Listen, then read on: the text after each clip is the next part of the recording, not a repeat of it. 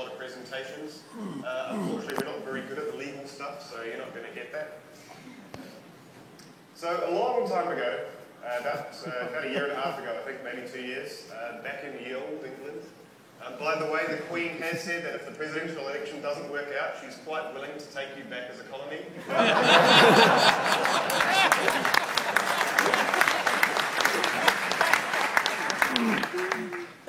We had a bunch of us who were quite grumpy.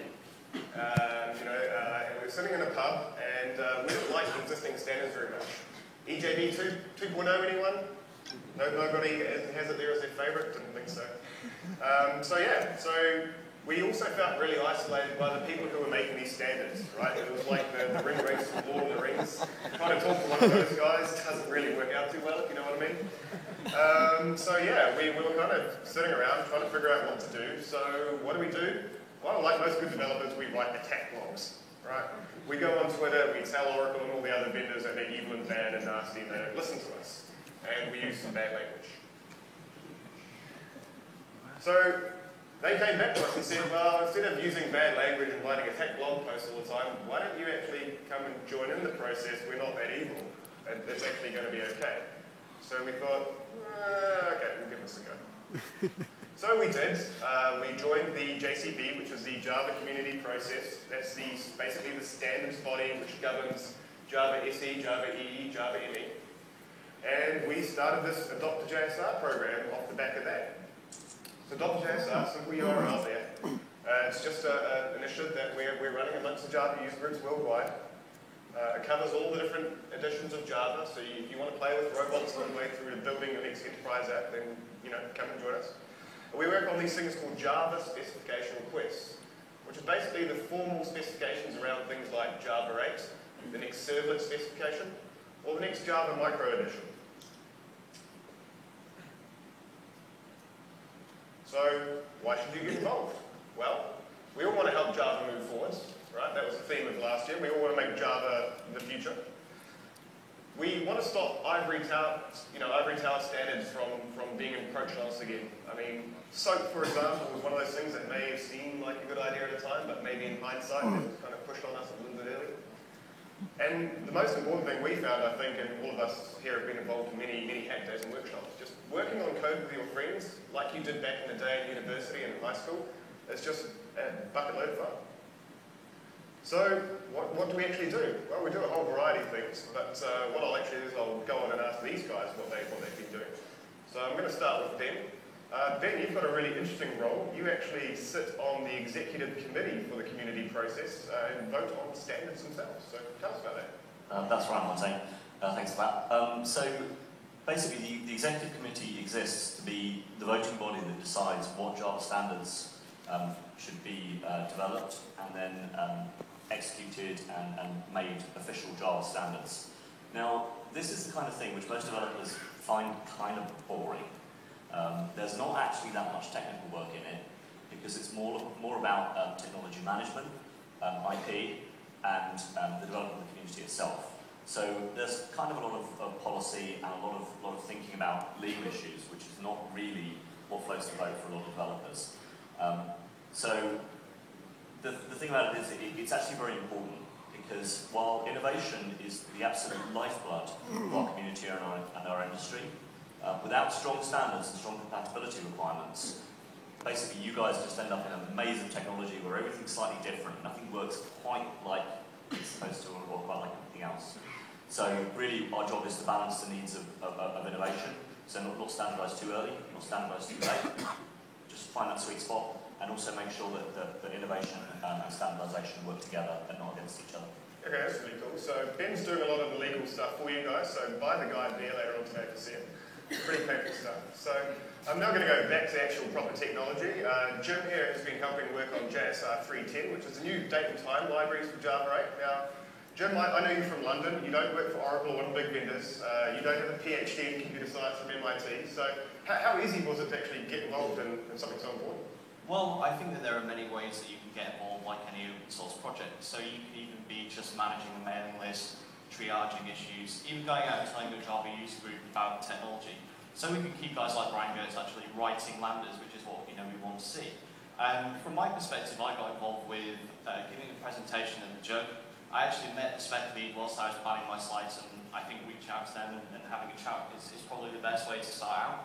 Since then, we then realised that, okay, well, we can actually help out by writing some test cases, so we helped with the TCK. And then we moved on to completing part of the TCK and realising, well, actually, there's still bits of this that needs to be worked on. So we've also helped out with the designs, and then finally we've been running hack days to actually get feedback and feed that back into the spec. That's really cool. So, we've got an ordinary day-to-day Java developer actually helping, get date and time ready for you guys for Java 8, which is fantastic. So, Richard, you've also been involved in JSR 3.10. So can you tell me a little bit about how difficult the kind of decisions you have to deal with? Because this is a JSR, and you're going to affect 9 to 10 million developers here. So how's that different to just any other sort of library you might build? It's kind of an interesting question, because I'm probably sure that a lot of guys in the audience who are developers are pretty aware that the existing solutions in the daytime space in the JDK are not really very good. Okay? You're complaining in the You pub. probably know this, but you're probably also not aware that some of the third-party libraries, whilst being a big improvement and very good, have their own issues here and there. They've got, a few things left and right that aren't quite right, that could be improved. And it's important when you're looking at working on a standard, because it's very hard to go back, it's very hard to do it again. You want to try and get it exactly bang on right. So I think it's really good that we try to get more feedback into the process to make sure that whatever goes into the Java 8 is actually, for you guys, really, really, really good. Excellent. So it's great to have a developer's perspective on a developer API that's being built, right? So that's fantastic. So Cecilia works at Oracle. It helps with the onboarding of developers on the OpenJDK project, which is the reference implementation for Java itself. So people aren't very used to Oracle working with open source communities. So can you tell us a little bit why Oracle's doing this with OpenJDK? Well, at Oracle, we don't do things halfway.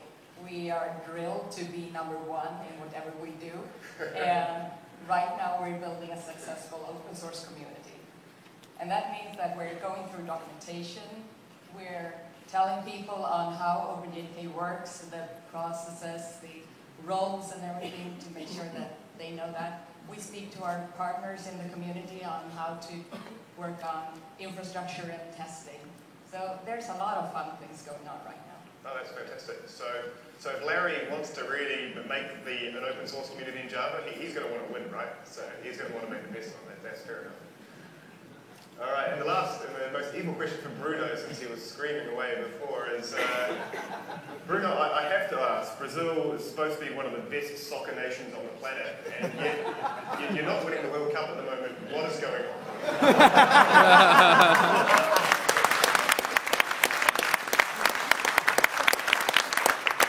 Okay, that is a good question. But you know what? We can't be good at everything, so we choose to be good in Java. Whoa! Can you tell me a little bit about how you guys come in? Obviously London and Brazil are geographically quite far apart. Can you tell us what it's been like trying to, work together on a global project like this? Yeah, so it's interesting that when we kind of start, with the London Java community to adopt the JSR program, one of the main things that we have as a problem that you guys don't have is the problem of the language, right? There's a lot of developers that they can read English fine, but they have a hard time communicating. And if it happens in Brazil, it happens everywhere. So one of the most important thing about user groups is that they kind of translate in many ways, not only language, right? To translate the technology, the culture, everything for their local area.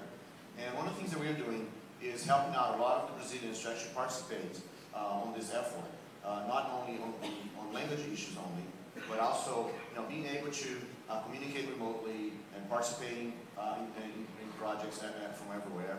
And that's one important thing. That's when we're trying to do things. Of course, English is a lingua franca, right? But more important than that, Java is a lingua franca, yes. Yeah. Right? And so when you're talking about the specification, talking about code, it's a lot easier to get developers to go and understand the code than it is to understand the mailing list, for example. Yeah. So a lot of the work that we end up doing is helping out people to kind of bridge the language gap, the culture gap. and trying to bring people from everywhere. So we have here in the Java groups community, we have user groups from everywhere, right? And a lot of them are here at JavaOne, participating, giving talks, presenting, and not only that, but bringing out their culture. So I think that when Java user groups are able to understand the local culture and they help out, that Java can actually spread out worldwide. So when you're a speaker and you come to a city, to a place, look for local Java user group, because they're going to help you understand the best way to reach those developers. And more than that, when the speaker comes in and leaves, you go back home, the local Java user group is the guy that will stay there, and we will help keep the excitement up when you're away. Cool, no, that's really great. So even the Canadian Java user groups are welcome, right? Yeah? Yeah, cool, okay, good. I think they have easy on the language side. Yeah. Cool, so thanks everyone for that. So I'm just going to conclude quickly here with just two last points. We'll skip over this one actually. Right, so do you remember this guy?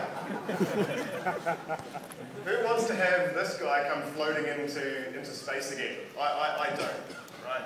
And there's only one way we as a community are going to avoid this from happening again, and no offense to the four original spec owners on that front. Right? Let's help make better standards. Okay? The process is completely open now.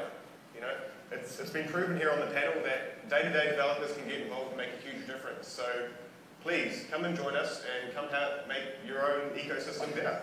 So thanks.